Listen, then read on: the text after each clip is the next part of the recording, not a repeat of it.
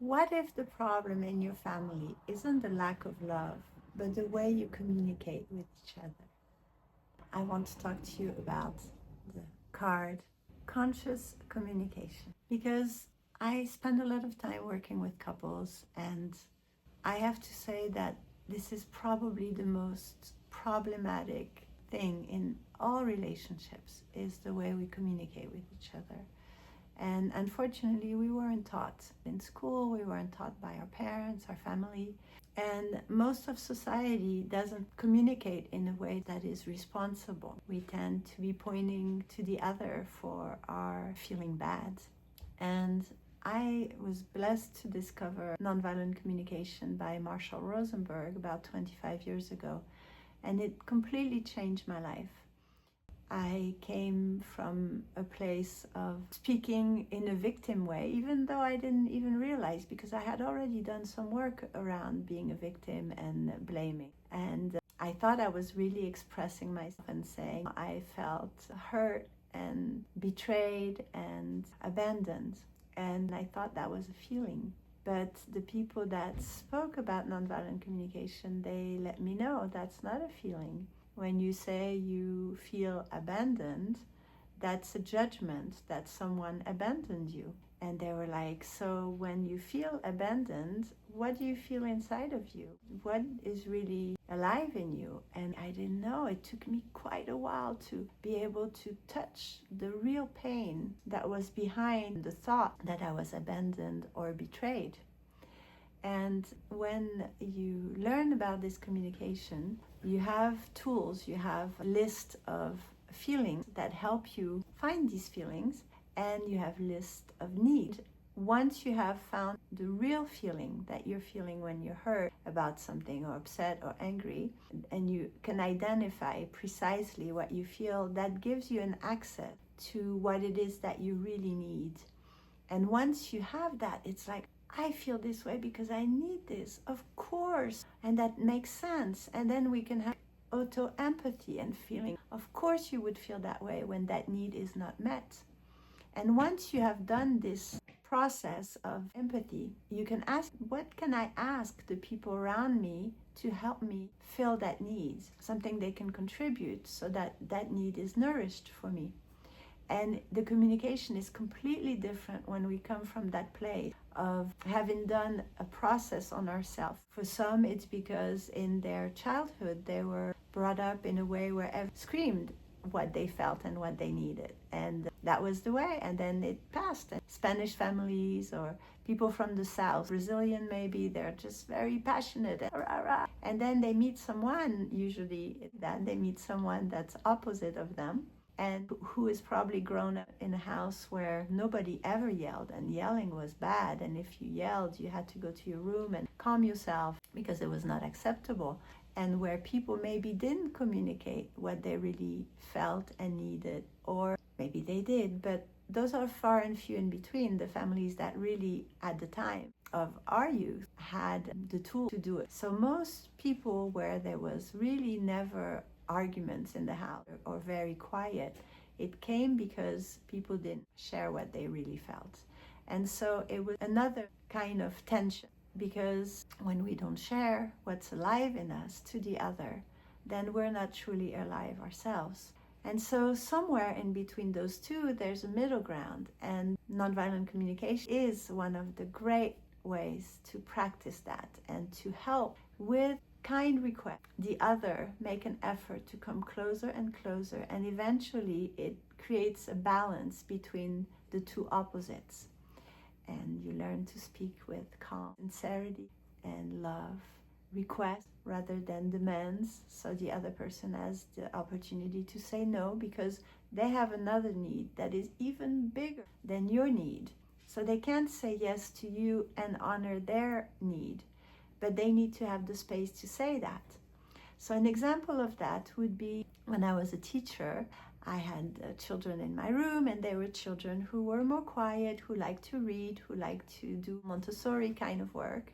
And you had other children who were active and who wanted to run and play all the time and have fun. An example of that is a little boy who is reading his book calmly, and his friends come and he said, come on, let's go play outside. And he, oh, leave me alone, you're bothering me. And I, oh, come on, I want to play with you, you never want to play. So I would stop them and I would tell, okay, so let's look. Here you have this friend who wants to read his book. Maybe he needs to be 5 more minutes so he can finish his book, and then he'll be happy to go play with you. And then the other one, you can say, I know you want to run and play, and maybe you can go see this friend because he's already outside and he wants to play, and you can play with him until this friend is ready to play with you.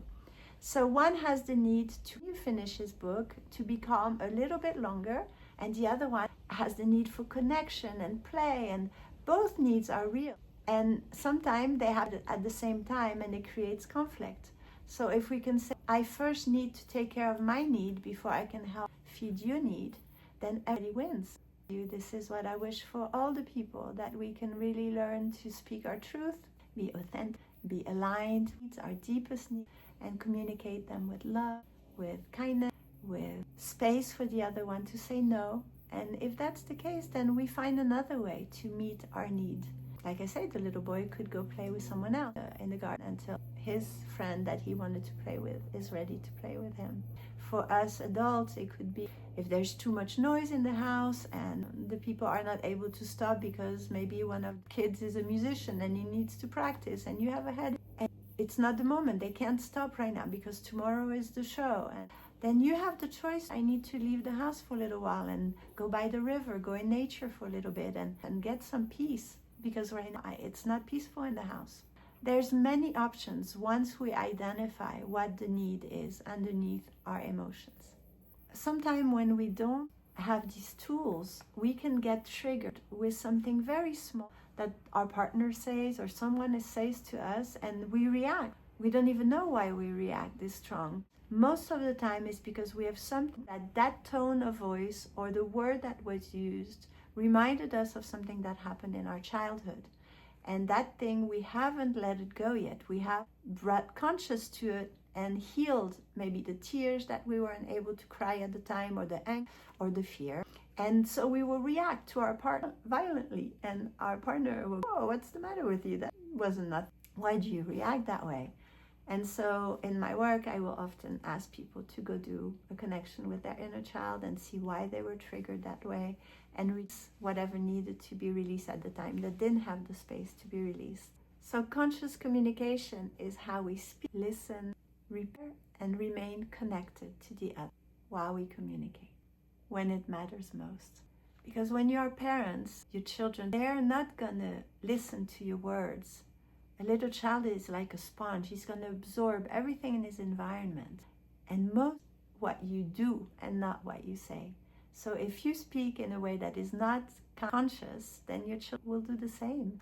Many couples think they communicate well, and it's only when there's pressure that everything falls apart. When a baby arrives, when we have lack of sleep for many months, we are tired, the work, the new demands that we weren't really prepared for.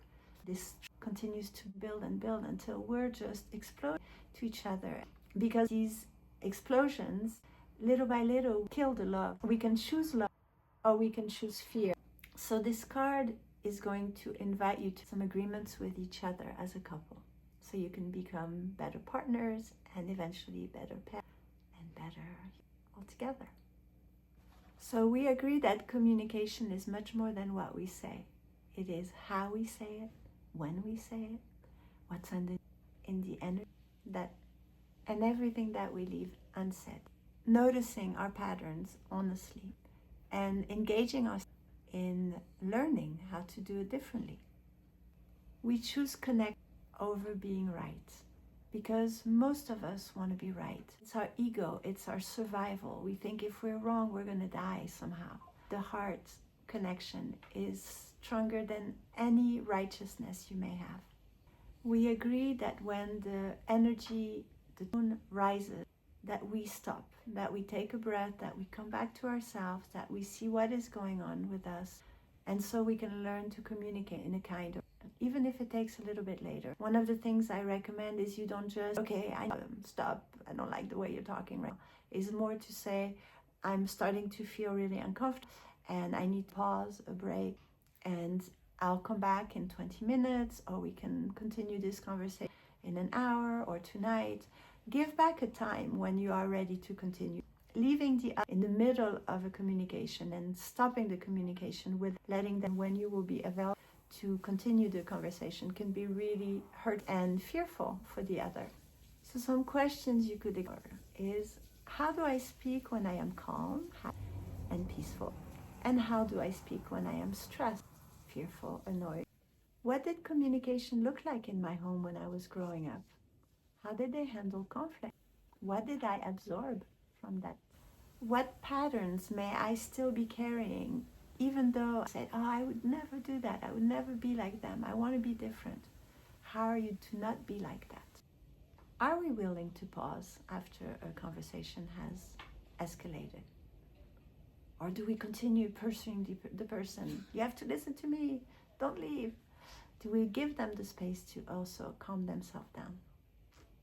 After you've had conflict with someone, are you the one who comes back and tries to make things better? Or do you wait for the other one to come back to you? So please take care of your communication. Take care of the way you respect the other by not invading his space when he tells you that he needs a break. Be respectful when you take a break and say when you will come back. More than anything, please learn. There are free courses online from Marshall Rosenberg. There are so many videos you can watch to learn this tool, this incredible tool, and to practice it, because it takes practice, especially when we haven't grown up that way. It's probably one of the most important practice you can do. One card, one conversation, one family learning to love each other better for a lifetime.